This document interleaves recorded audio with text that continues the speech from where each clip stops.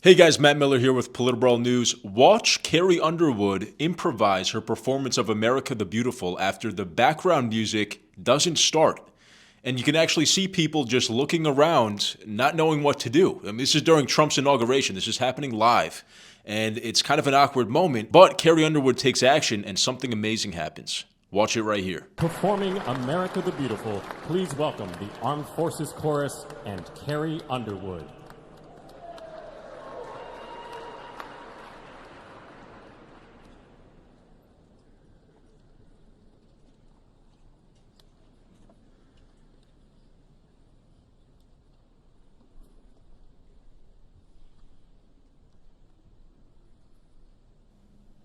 Okay, so the music is supposed to start right about now, clearly.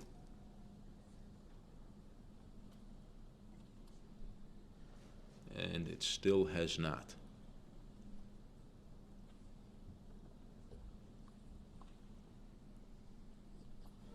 She's probably thinking, oh, and it starts a little bit and then it shuts off. And she has Bill Clinton, Joe Biden, George W. Bush standing right behind her. Kamala Harris as well. That must be Hillary Clinton's head. Still no music. Just to be clear, this isn't on mute. This is actually the audio of the room here.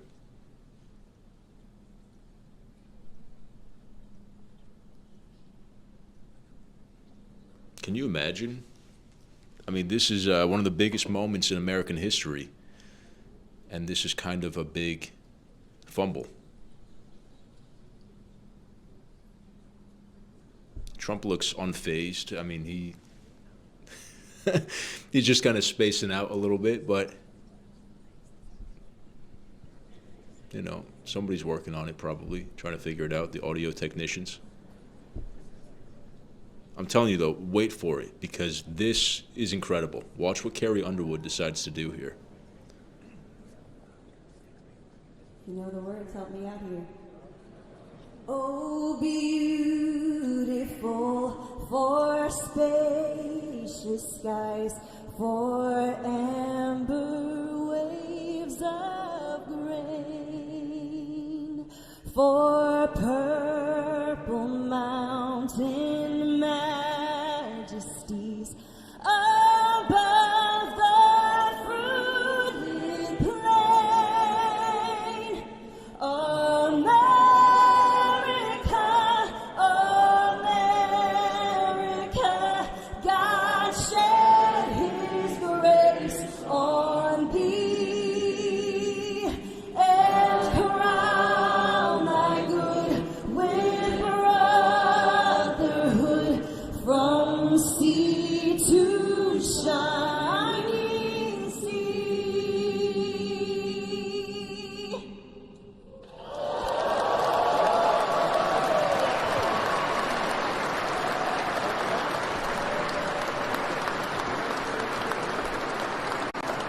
Quick thinking saved the day. And of course, Carrie Underwood is a pro. She's an amazing singer, and she's been doing a lot of live performances, you know, her entire career.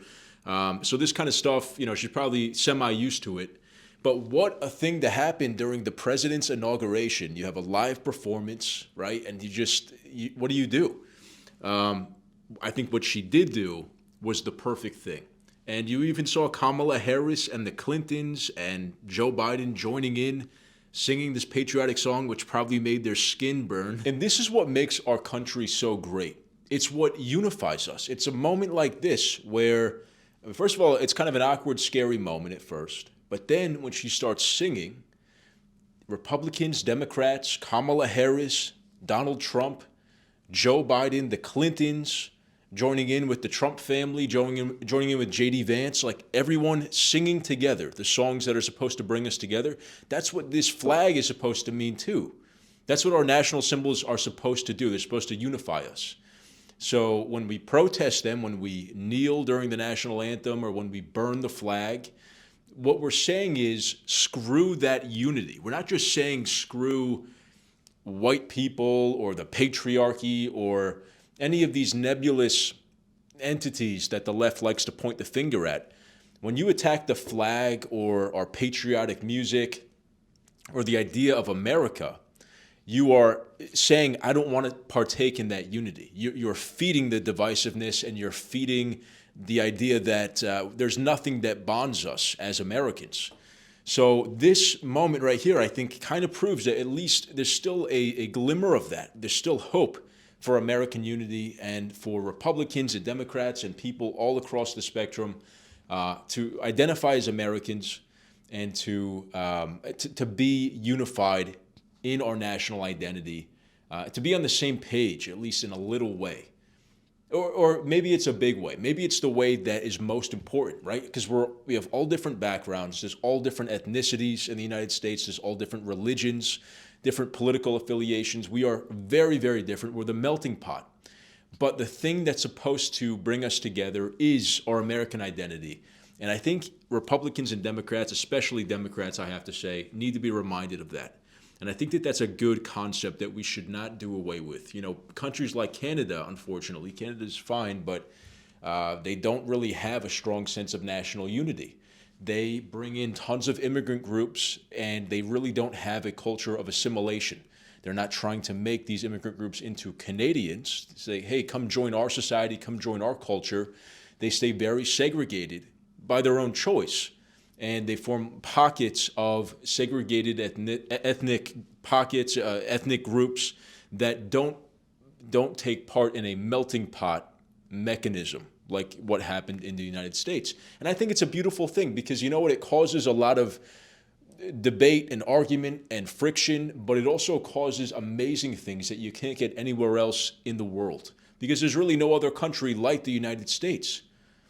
You know, through that friction and through that combat of different ideas, different backgrounds, different attitudes and cultures and beliefs comes the best results, which is strength, which is brotherhood, which is, some of the strongest fighters, the most resilient people in the world, some of the most creative people. Overcoming our differences is a challenge that's worth going through because that's how we discover what makes us the same. Thank you guys so much for watching the video. If you liked it, please leave a like and subscribe to the channel. And also follow us on Substack, subscribe to us on Substack, where we bring you daily articles, daily video content as well, weekly exclusive op-eds from, actually now we have Rudy Giuliani writing for us. We have other investigative pieces and other journalists writing for us as well that you guys will get. So if you want more PolitiBrawl, join us on Substack. That's where to get it. Thank you guys so much for your support, and I'll see you next time.